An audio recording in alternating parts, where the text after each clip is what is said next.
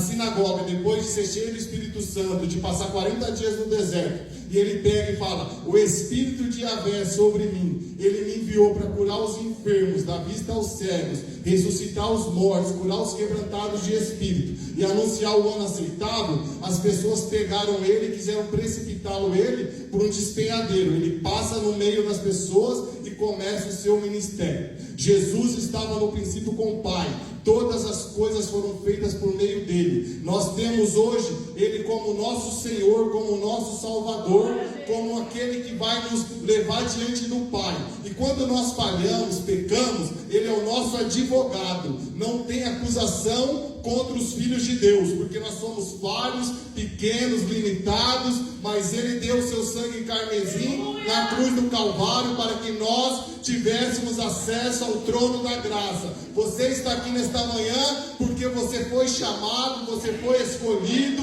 Deus te chamou, te amou, te lavou, te remiu, para que você desse glória àquele que vive e reina para todo e sempre, para aquele que te lavou quando a humanidade não dava mais nada, quando as pessoas te rejeitavam. Jesus veio, te limpou, te lavou, te colocou vestes brancas para você habitar com um povo que vai morar no céu, um povo lavado e remido pelo sangue do Cordeiro. Lá no Antigo Testamento, então, Adão tinha essa experiência com Deus, e Deus ele se relacionava com Adão.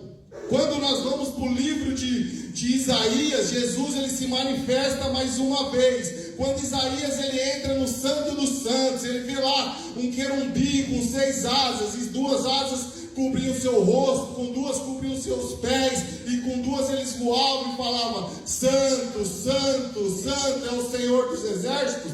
Ele fica ali espantado porque ele estava no meio de um povo de impuros lábios, e ele também era um homem de impuros lábios. Aí Deus fala que envia um anjo com uma tenaz na sua boca, purifica ele para o ministério profético e messiânico, para anunciar Jesus. E aí quando ele é purificado, a palavra de Deus vai nos dizer: quem nós enviaremos e quem há de ir por nós? Ele fala: eis-me aqui, envia-me a mim. Então eu vejo o plural, eu vejo o Pai, o Filho fazendo uma obra na vida de Isaías. E aí Isaías, cheio do Espírito Santo, vai dizer que a Virgem conceberá e dará à luz um filho, e ele será chamado de Emanuel, Deus conosco, Conselheiro, Príncipe da Paz, Deus forte e Pai da eternidade. Eu estou falando daquele que se faz presente no culto, daquele que pode mudar a nossa história, daquele que tem poder para resolver os nossos problemas, que acalma a tempestade,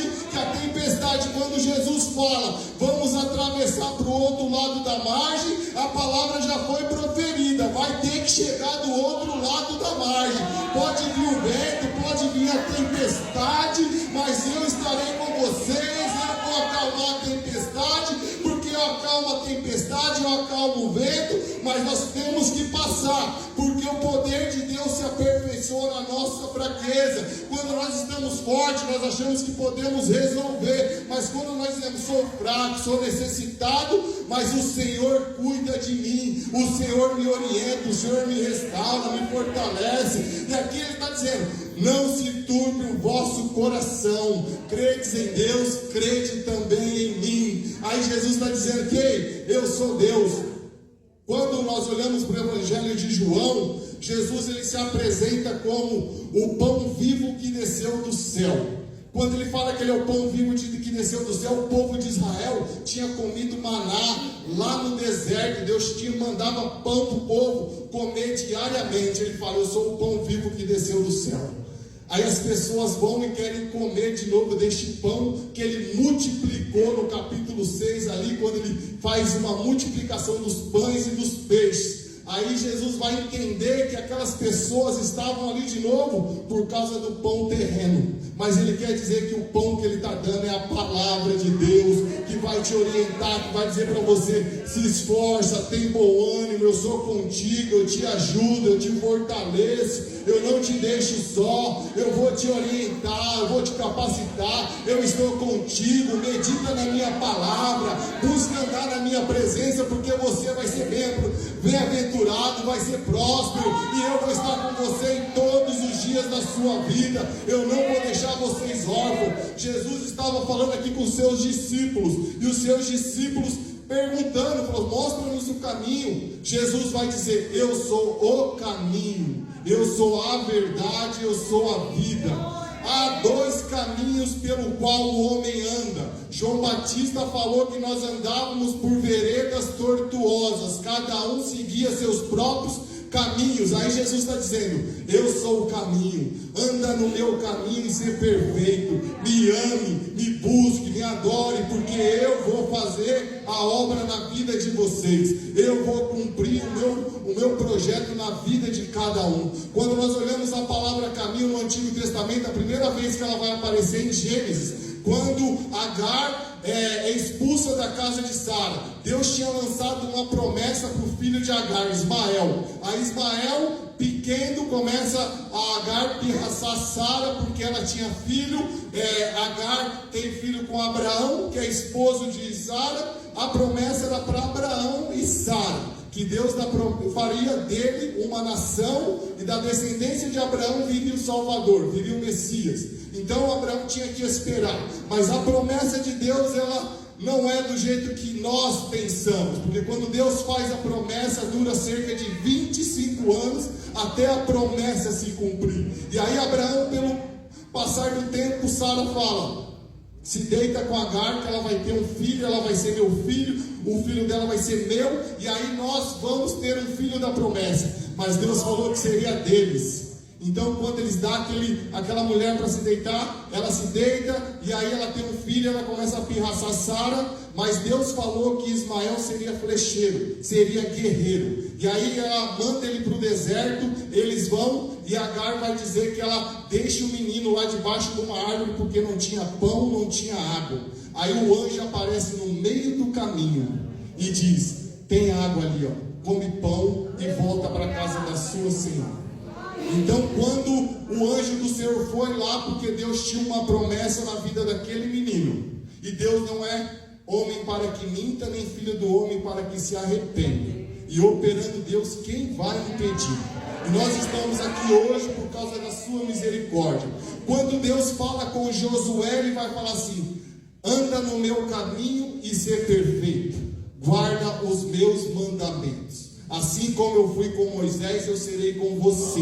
Se você andar no meu caminho, meditar na minha palavra, de dia e de noite eu serei com você. E aí Josué, ele andou no caminho do Senhor, ele obedeceu ao Senhor, e o Senhor prosperou a vida dele. Ele guiou aquele povo, ele passou pelo Jordão, Deus abriu o Jordão, ele entrou na terra prometida, porque Deus é fiel e justo para cumprir. Fez o céu e a terra, fez o homem à sua imagem. Um pai que nos formou no ventre da nossa mãe, e ele conhece cada um que está aqui neste lugar. Ele conhece o profundo, aquilo que eu não consigo ver, Deus conhece. Então, quando eu olho lá para o Antigo Testamento e vejo Adão tendo um relacionamento diário com Deus, quando Deus vai fazer Adão, eu gostaria de usar o plural aqui, como a Bíblia diz lá no princípio: façamos o homem à nossa imagem e semelhança. Quando eu vejo isso aqui escrito, quando eu fui estudar um pouco da palavra, a palavra de Deus está querendo dizer que o Pai e o Filho fizeram o ser humano, porque o Espírito Santo de Deus, ele pairava sobre as águas no princípio. Então o Espírito Santo, ele dava forma a tudo aquilo que o Verbo falava. Quando eu vou para o Evangelho de João, primeiro vai dizer que Jesus no princípio era o Verbo, e o Verbo estava com Deus, e o Verbo era Deus. Todas as coisas foram feitas por meio dele, e sem ele nada do que foi feito se fez. Ele era a luz dos homens, e a luz resplandece nas trevas. O evangelista, o apóstolo João, ele tem esse entendimento de que Jesus era o Logos em ação, o Logos de Deus. Quando Deus disse haja luz, Jesus estava com o Pai dizendo haja luz. Quando Deus disse haja separação da terra e do mar, Jesus estava no princípio com o Pai. Para que hoje nós falamos de Jesus, as pessoas ou aceitam ou não aceitam, mas na época de Jesus, falar que ele era o Filho de Deus, as pessoas pegavam em pedras para atirar em Jesus. As pessoas queriam jogar ele num precipício, porque ele estava dizendo que era o próprio Deus. Quando ele dizia lá, quando ele entrou lá na Nazaré, na sinagoga, depois de ser cheio do Espírito Santo, de passar 40 dias no deserto, e ele pega e fala: o Espírito